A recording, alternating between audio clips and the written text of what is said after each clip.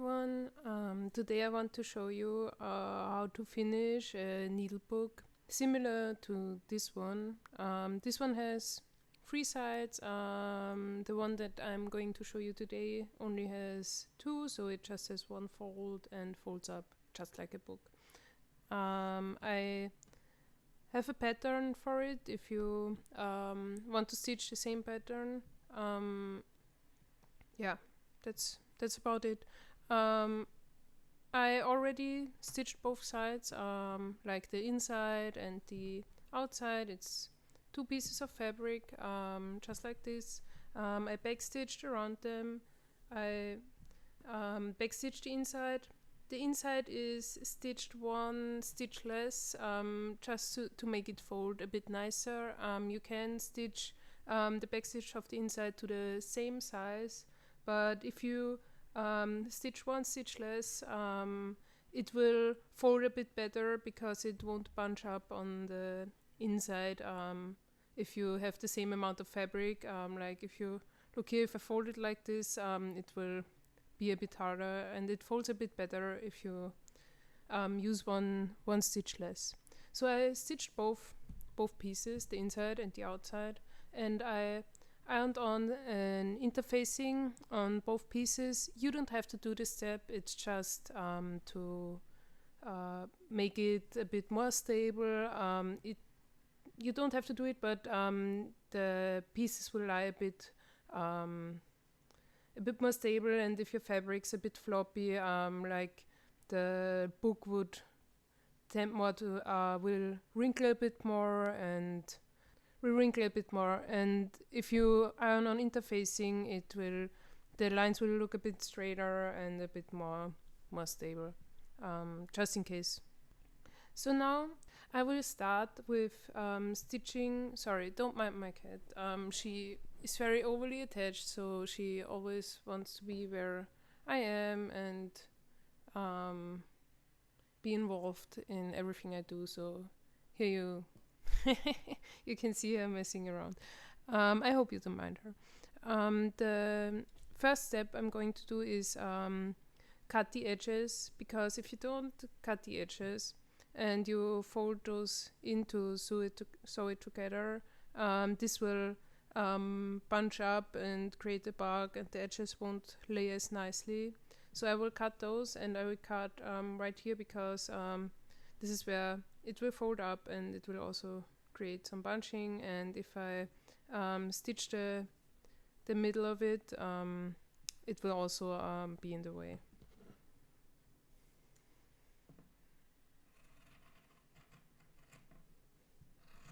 This is always a bit of a scary part, because you have to be careful not to cut too close and cut your stitch threads, but I'm sure you will do great and figure it out. I think some people like to do like an overlock. I think some people like to make sure it doesn't fray right here, but because this is on the inside of the pattern of the needlebook, and it will not be exposed to any rough handling or anything, it should be fine, so you don't have to be scared of it like fraying and the book disintegrating.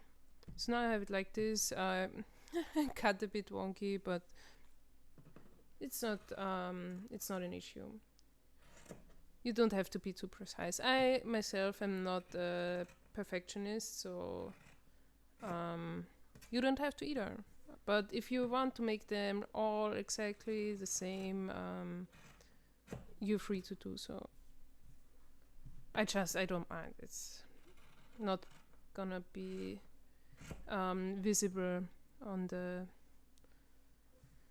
finished piece. And now, like here, you can see I marked the middle of the side right here with a stitch, so I know where to cut. So make sure to place a stitch here. It's very hard to count so many stitches to the middle, but make sure to do it.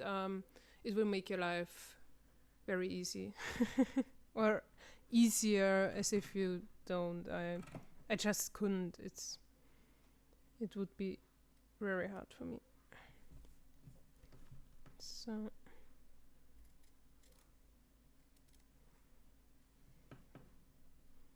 and as always, careful not to cut into your stitching, because you spent a lot of time stitching it, and it would be very, very sad if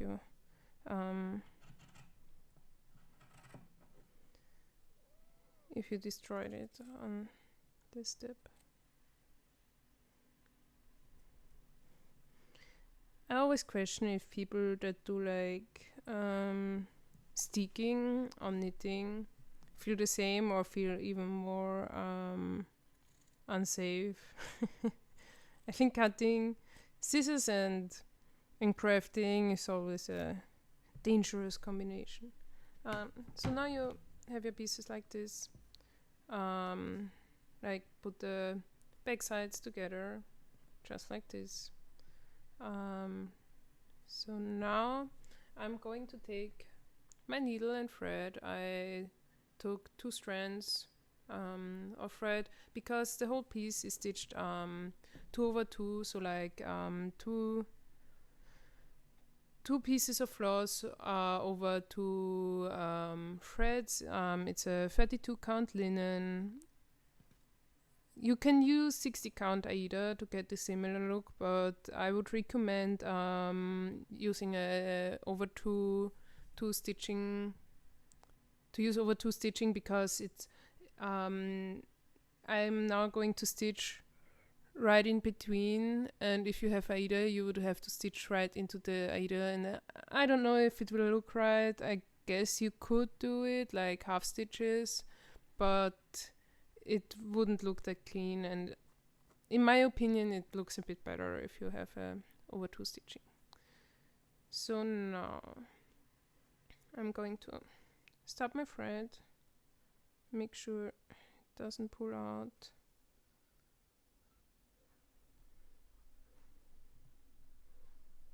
I'm doing some back and forth stitching just to make sure the thread won't just pull through. So now I'm so sorry, my camera just died. I don't know where I left off, but I'm now going to stitch the middle row. I already secured my thread, just how you always do, however you prefer. Make a loop start, or however you think or prefer to do it. I'm now going to put my needle through. Depending on what kind of interfacing you use, this will be harder or easier. Maybe don't use super intense one, so you're still able to put the needle through, or maybe use a sharper needle than mine. So now I'm going to stitch through the first stitch, make sure I get through here the same part. So 1 second. Life with cats, I guess. So right, so now we have we did the first stitch right here and came out here after this stitch, and I will continue to do so. So now I'm going in after the next stitch and come out here after next.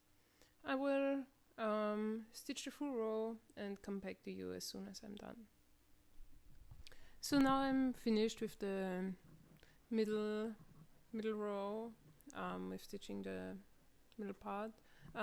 You will see I left out the first stitch on both sides, so I have some room to fold these parts in and make the edges look nice, because if I stitched up to the edge I would have this raw end sticking out.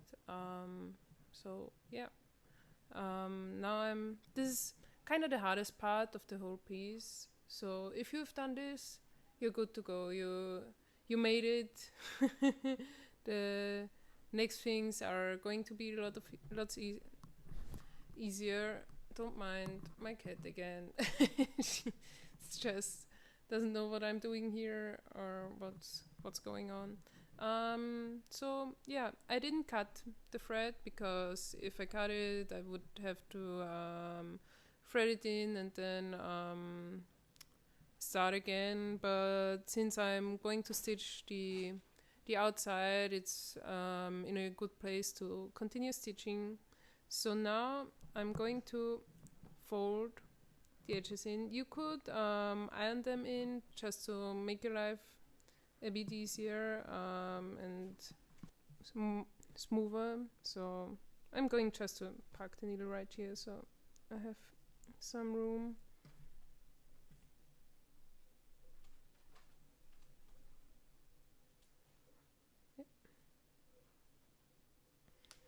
I'm just gonna stick a pin in it so it just stays like that.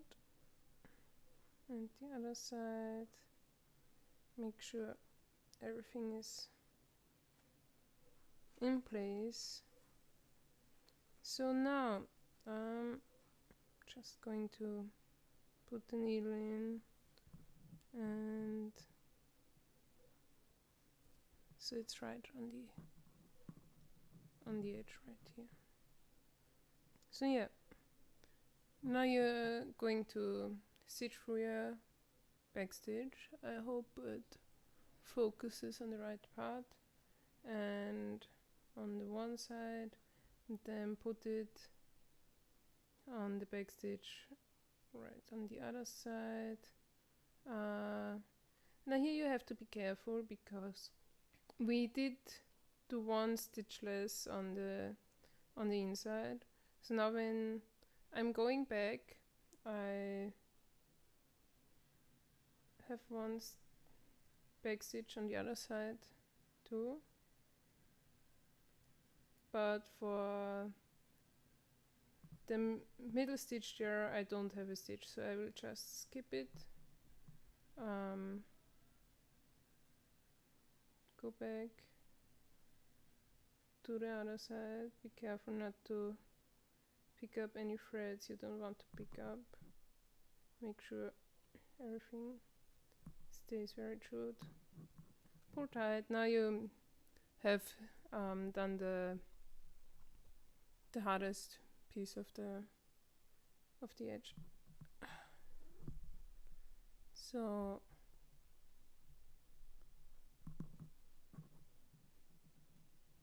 now you're going just back and forth.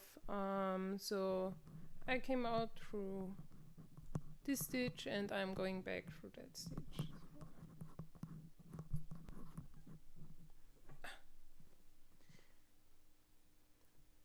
Sorry, I hope the cat didn't hit the microphone. Right, as I said, I came out through this stitch, now I'm going back through the next stitch. Right here and on the inside piece. Some people stitch just from one side, so like this to this, this to this. I like to go in a like snake motion, like back and forth, and not just from one side. I think it's just preference. It doesn't change much. The edge would look slightly different, but it's not a big deal.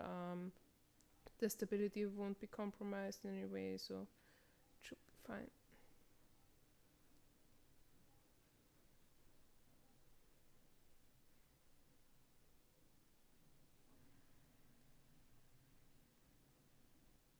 So now I will stitch through, stitch to the edge, and then at the edge I will show you again how I do it. It's not very different, but it might be a place where you don't know how to continue. So now I'm going to stitch from here up to there, and I will come back to you. So now I'm done with the first side. Focus. And I'm getting up to the edge. I park my needle, I fold the sides in, so I will have an easier time,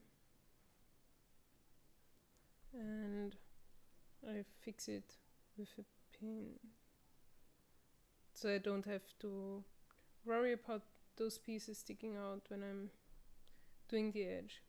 The edge is similar to the middle part, and in case you noticed, I switched to a smaller needle because I did have a hard time putting the needle through the back stitches because they're so small. So if you're having trouble, if you're struggling, maybe try a different needle size and it might become easier. So just like that. I'm having a hard time keeping it visible for the camera. So now I did the last stitch before the edge. Make sure you catch all the threads,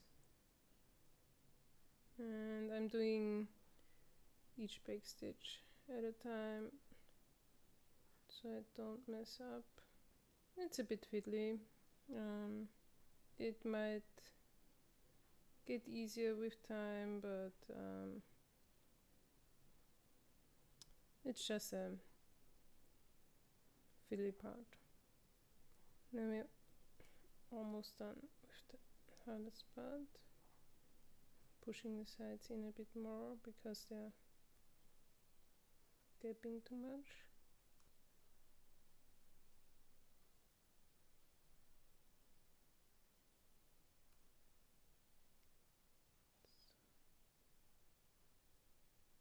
And this would make it easier if you ironed the sides and folded them over, so I wouldn't have to create the fold now, but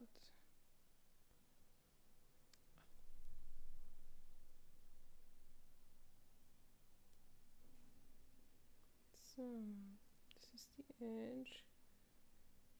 We push it around a bit, make sure it looks nice.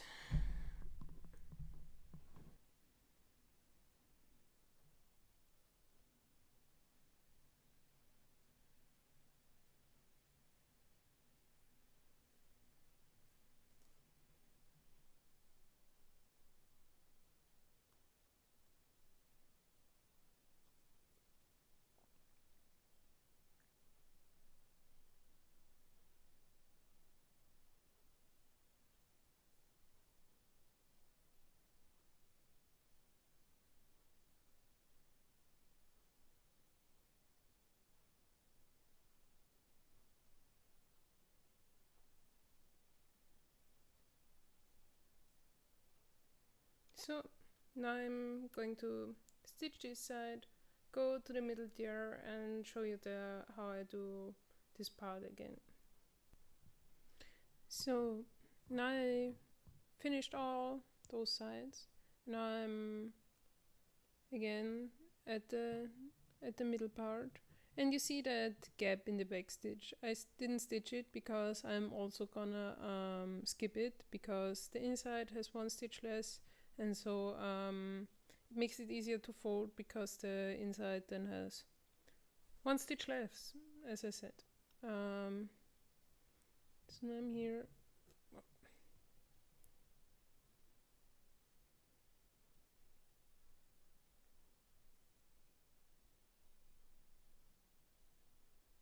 Doing the stitch.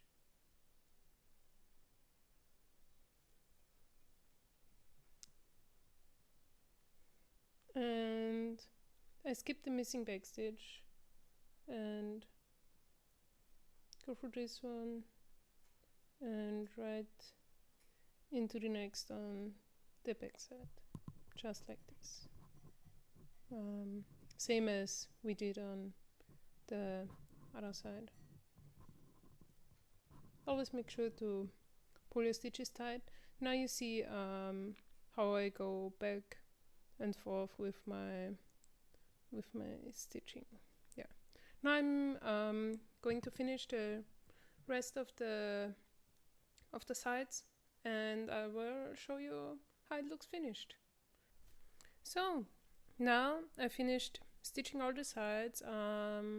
You can finish your needlebook and say, yeah, that's how I want my needlebook, just put some needles in and you're done. Some people like to put some felt in where they put the needles in and not directly into the fabric of the needlebook. Sometimes I like to put a ribbon or some cording in to make sure it's closed, nothing falls out, and bind it together. Or like this needlebook, I added some cording here and I sewed on a little bead, so that I can close it like this and nothing falls out when I take it with me. Or put some ribbon on here like this, and you can tie in some bigger tools like these needles, for example, these scissors, for example.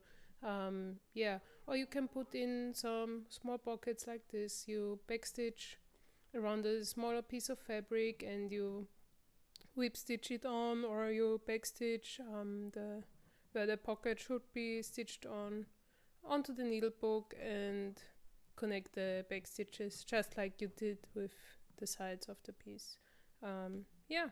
So that's it.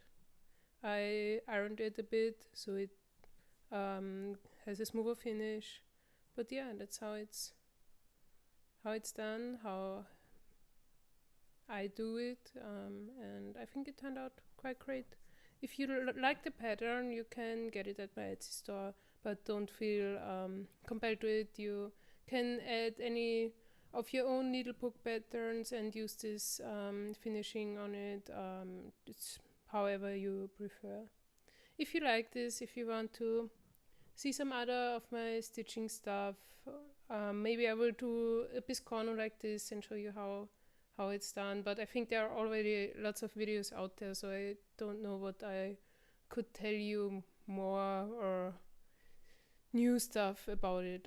If you like it, feel free to subscribe, press the like button so I know which videos you like or which videos I can do more of. Have a nice day, have a nice weekend whenever you watch it. I hope you're doing well. Bye bye.